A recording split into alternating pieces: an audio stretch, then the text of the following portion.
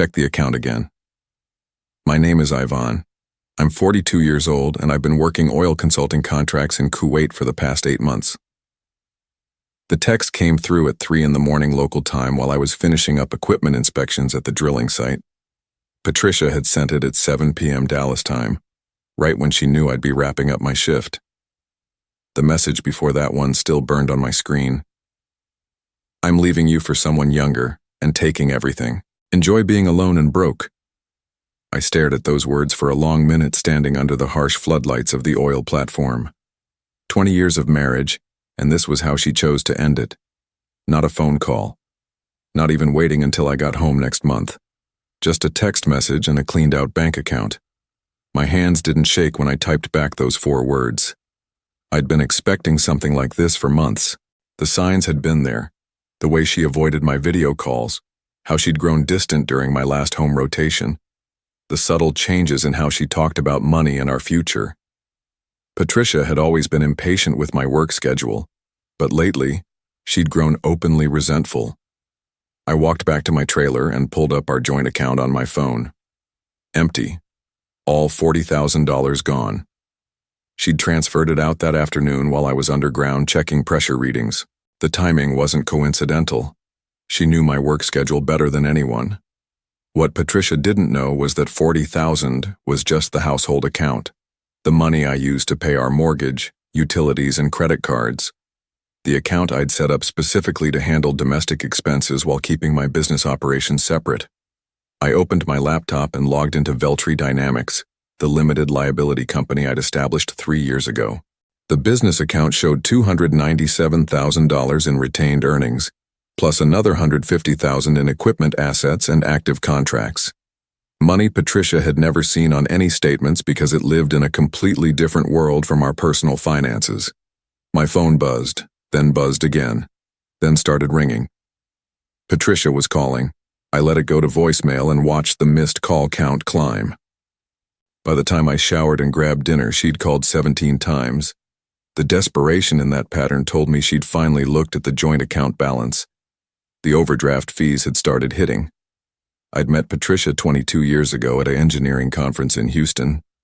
She was working administrative support for a petrochemical company, and I was a junior field engineer trying to make a name for myself. Back then, I thought her fascination with my career prospects was genuine interest in the work itself. The early years were good. I climbed the ladder from field engineer to project manager to operations director, and Patricia enjoyed the steady progression of salary increases and better company benefits. We bought a house in Plano, took vacations to Colorado and Florida, talked about starting a family that never quite materialized. When I decided to go independent 5 years ago, Patricia supported the decision publicly but questioned it privately. Why leave a steady paycheck for all this uncertainty? She'd ask whenever a contract negotiation dragged on longer than expected. The questions became more pointed when I started taking overseas assignments. "You're gone 6 months at a time," she'd say. "What's the point of being married if I never see you?" I understood her frustration, but the overseas work paid 3 times what domestic contracts offered. A single 8-month rotation in Kuwait or Saudi Arabia earned what took 2 years to make stateside. The plan was simple. Work hard now, build up the business, and transition to domestic consulting within 5 years. That's when I started noticing the warning signs. Patricia had always handled our personal finances, but she'd grown increasingly interested in the business side. She'd ask about contract values, profit margins, and cash flow in ways that felt more calculating than conversational. When I'd explain that business money stayed in business accounts, she'd get frustrated. "We're married," she'd say. "What's yours is mine, right?" I'd started keeping the corporate structure deliberately separate after a conversation with my attorney 3 years ago. He'd seen too many successful contractors get wiped out in divorce proceedings because they'd mixed personal and business assets. "Your wife seems nice," he'd told me over lunch, "but 20% of marriages end in divorce, and that percentage goes up when there's serious money involved. Protect yourself."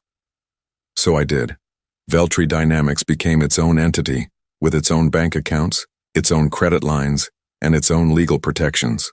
Patricia knew I had the company, but she'd never shown interest in the paperwork or the business bank statements. Last Christmas, I'd overheard her on the phone with her sister. "Ivan's doing well," she'd said. "The overseas work is paying off. We'll have options soon." The way she'd said options had stuck with me for months. Now I knew what she'd meant.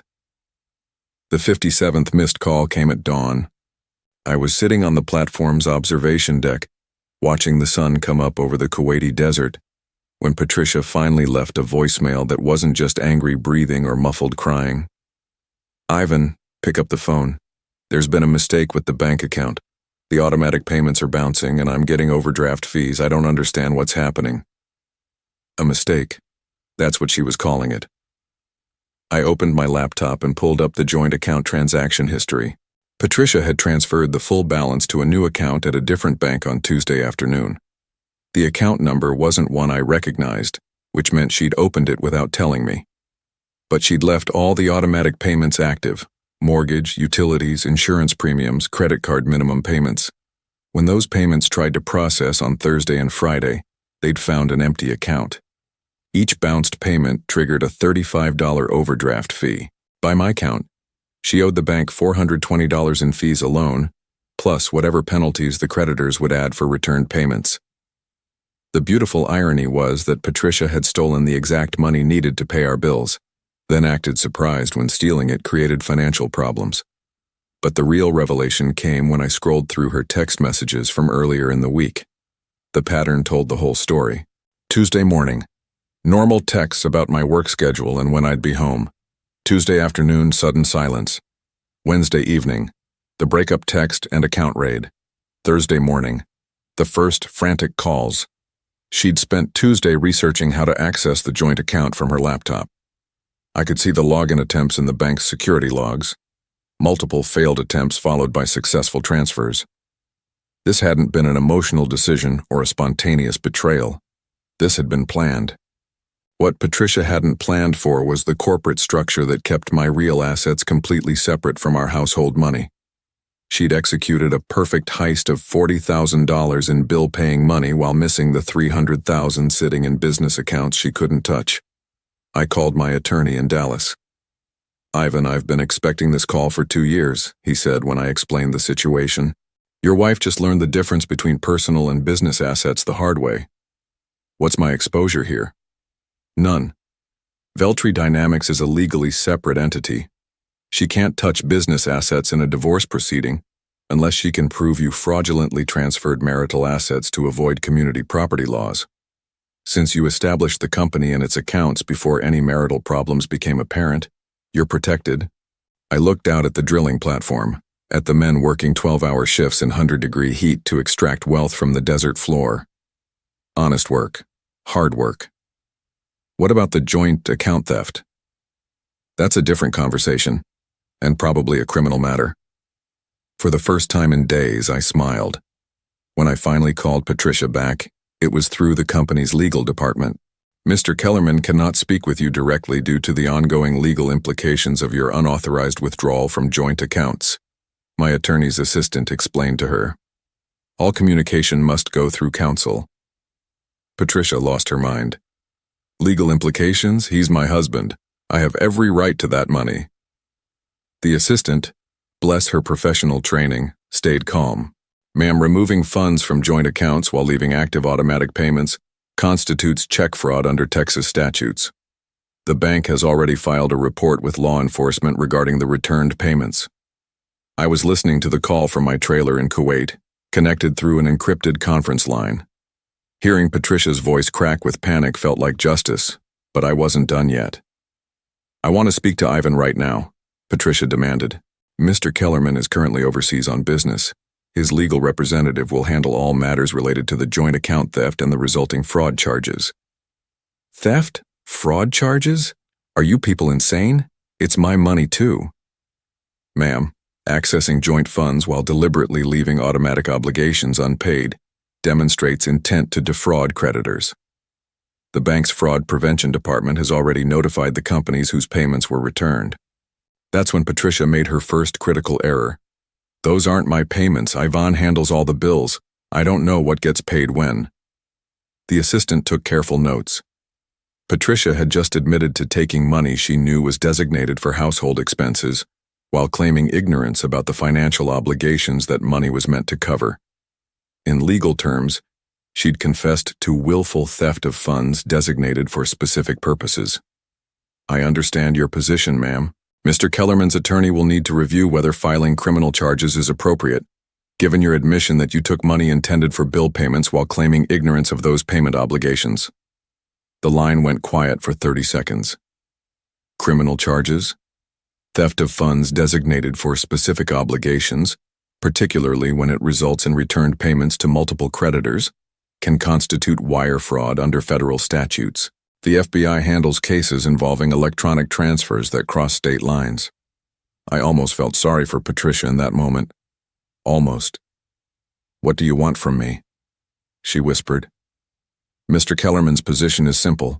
Return the stolen funds immediately, cover all overdraft fees and penalties resulting from your actions, and agree to dissolve the marriage through mediation rather than contested divorce proceedings." "I can't return the money." "Why not?" I've already spent some of it." The assistant looked at her legal pad where she'd been tracking every word of the conversation.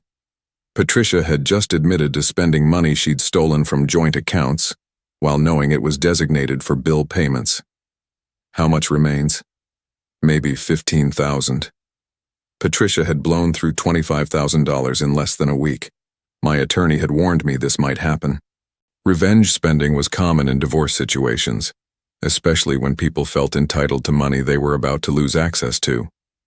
"Ma'am, Mr. Kellerman's attorney will need a complete accounting of how marital funds were spent. This includes receipts, transaction records, and explanations for all expenditures." "This is harassment," Patricia snapped. "No, ma'am. This is documentation for potential criminal charges. If you've spent marital funds on items or activities that don't benefit the marriage, that constitutes waste of marital assets under Texas family law. Combined with the theft charges, you could face significant legal exposure." After she hung up, my attorney got back on the line. "She's panicking," he said, "but she's also made several admissions that strengthen your position significantly. The question now is whether she's smart enough to realize how much trouble she's in." "What about her boyfriend? What about him?" "She mentioned leaving me for someone younger. Odds are good she spent some of that money on him." My attorney was quiet for a moment.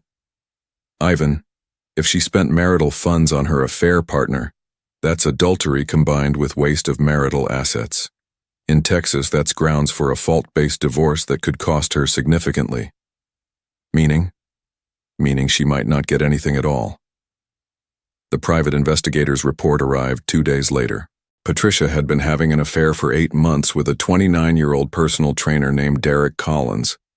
They'd met at the gym she joined after I took the Kuwait contract, and the relationship had progressed quickly from workout sessions to hotel meetings to weekend trips while I was overseas. The financial records told the real story. Patricia had spent $4,000 at Victoria's Secret and Nordstrom in the past month, another $3,000 on a weekend trip to San Antonio, including a luxury hotel suite and expensive dinners. She'd purchased a new iPhone, a laptop, and what appeared to be a very expensive watch based on the jewelry store receipt. Derek Collins wasn't just her affair partner, he was her exit strategy. According to the investigator, Patricia had been telling people at the gym that she was about to come into a significant sum of money through her divorce. She'd bragged about her husband's overseas contracts and how much money he was making. Derek had apparently been very interested in those financial details. "Your wife believed she was leaving you for a wealthy lifestyle," the investigator explained over our video call. "She told multiple people she'd have access to hundreds of thousands in divorce settlement money." "Based on what?" "Based on her assumption that your business income was marital property. She'd been researching Texas community property laws and believed she was entitled to half of everything you've earned."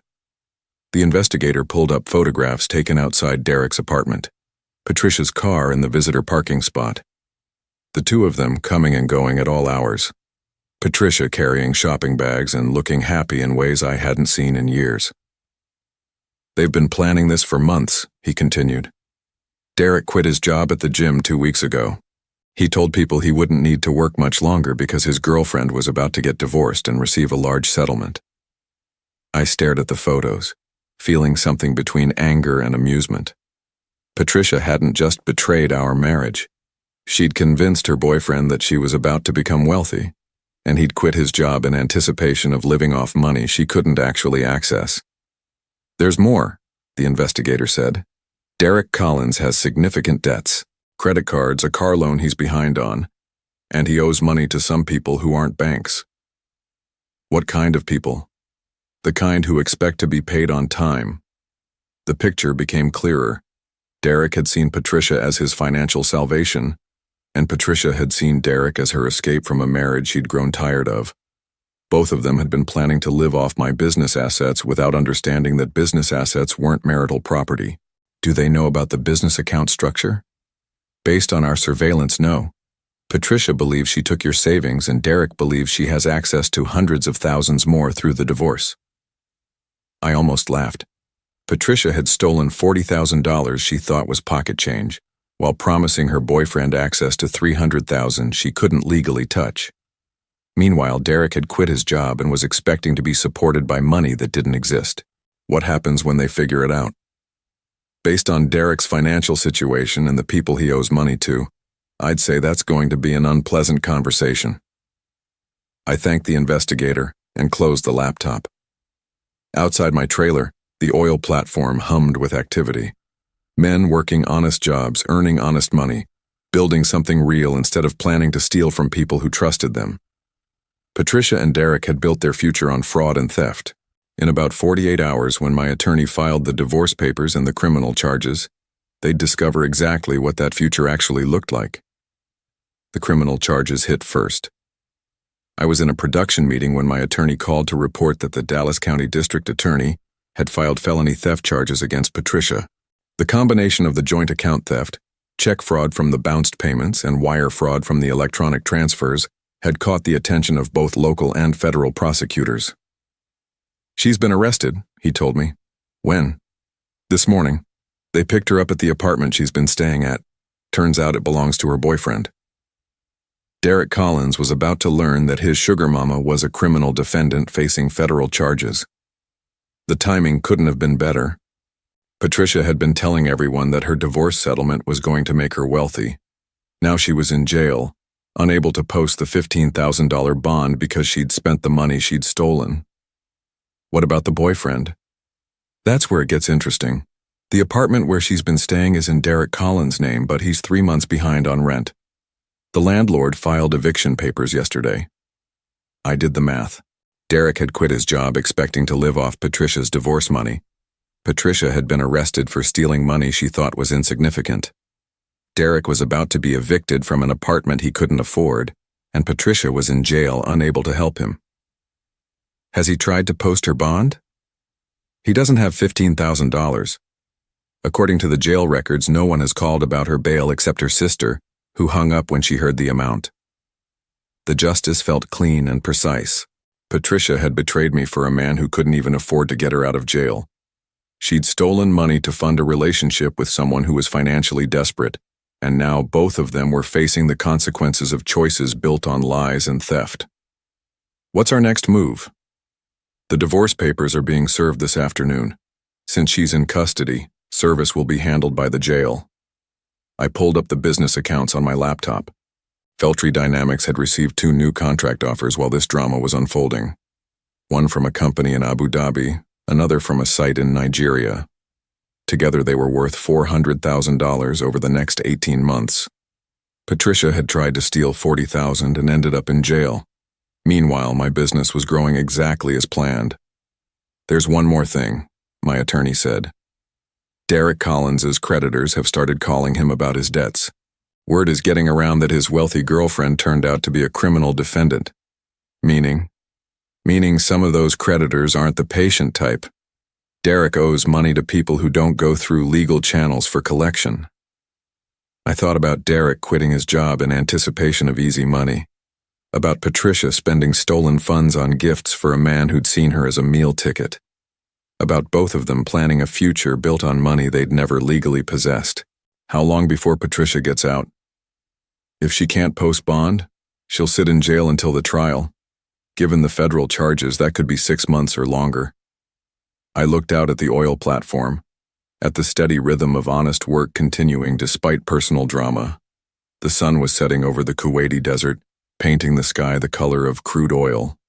Patricia had texted me about being alone and broke while I was working a 12-hour shift. Now she was alone in a jail cell, and Derek was broke with creditors closing in. Sometimes justice arrives faster than expected. The phone call came 6 weeks later while I was reviewing drilling reports. "Ivan, please, you have to help me." Patricia's voice was different, smaller. The arrogance and entitlement had been ground away by weeks in county jail. "Patricia, the prosecutor wants me to plead guilty to federal charges. My public defender says I could go to prison for 2 years. I heard. Derek won't answer my calls. His phone's been disconnected." I wasn't surprised. According to my private investigator, Derek had fled Dallas 2 weeks ago after his creditors started making serious threats about the money he owed. Apparently, promising people you'd pay them back with your girlfriend's divorce settlement doesn't work when your girlfriend turns out to be a federal criminal defendant. "Yvonne, I was wrong. I was stupid. I thought I deserved half of everything you'd earned. You thought you could steal it. It wasn't stealing, we're married. I thought it was community property." "The business accounts were never community property, Patricia. They were corporate assets. You stole household money and left our bills unpaid." The silence stretched for almost a minute. "What do you want from me?" "Nothing. Nothing. I want nothing from you, Patricia. You've already given me everything I need." "I don't understand." I closed my laptop and walked to the window overlooking the oil platform. Men working honest shifts, building something real, creating value through effort and skill. "You taught me that protecting what I've built is just as important as building it in the first place. You showed me that some people see other people's success as something they're entitled to take. And you proved that the legal structures I put in place actually work. Ivan, please. I'll do anything. The divorce papers were filed yesterday. You'll get nothing from the marriage except your personal belongings. The house will be sold to pay the debts you created. Your legal fees are your problem. But I have no money, no job. Derek is gone. I have nothing. You have exactly what you gave me, Patricia. Nothing."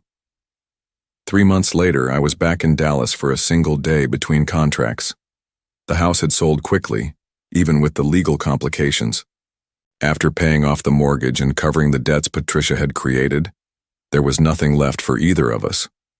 Patricia's theft had consumed what little equity we'd built up over 20 years. I drove past Derek's old apartment building. The eviction notice was still taped to the door, sun-faded and torn. According to my attorney, Derek had left town owing 3 months' rent and several $1,000s to various creditors. His gym friends told people he'd gone back to live with his parents in Oklahoma. Patricia had been sentenced to 18 months in federal prison, followed by 2 years of probation and full restitution for the theft charges. Her sister had stopped taking her calls after Patricia asked for money to hire a better attorney. I stopped by my attorney's office to sign the final divorce papers. "She'll be out in about 14 months with good behavior," he told me, "but she'll have a federal conviction on her record and significant debt from legal fees." "What about Derek?" "Still missing. His creditors have hired collection agencies, but good luck finding someone who doesn't want to be found." I signed my name on the divorce decree and felt nothing except relief. That evening, I flew back to Kuwait for another 8-month rotation. Veltri Dynamics had secured 3 new contracts worth over $500,000. The business was growing faster than I'd ever imagined. Patricia had tried to steal $40,000 and ended up losing everything. Derek had quit his job for money that never existed and ended up fleeing creditors who weren't going to forget what he owed them. Both had discovered that building a future on lies and theft leads to consequences that compound faster than the lies themselves. Patricia faced the full weight of federal prosecution, serving 18 months in prison while Derek disappeared into hiding from creditors who had little patience for his promises of easy money that never materialized. Her conviction destroyed any chance of meaningful employment, while her betrayal cost her the support of family members who had grown disgusted with her choices and their consequences for everyone involved. Derek's flight from Dallas meant abandoning his entire life to avoid the people he owed money to, leaving behind not just debts, but any possibility of rebuilding his reputation in a city where everyone knew he had planned to live off stolen money from a woman who couldn't deliver on her promises. I learned that business success requires protecting your assets not just from market risks, but from people who see your achievements as their entitlement, and that sometimes the most important investment you can make is in legal structures that preserve what you've built through hard work and dedication.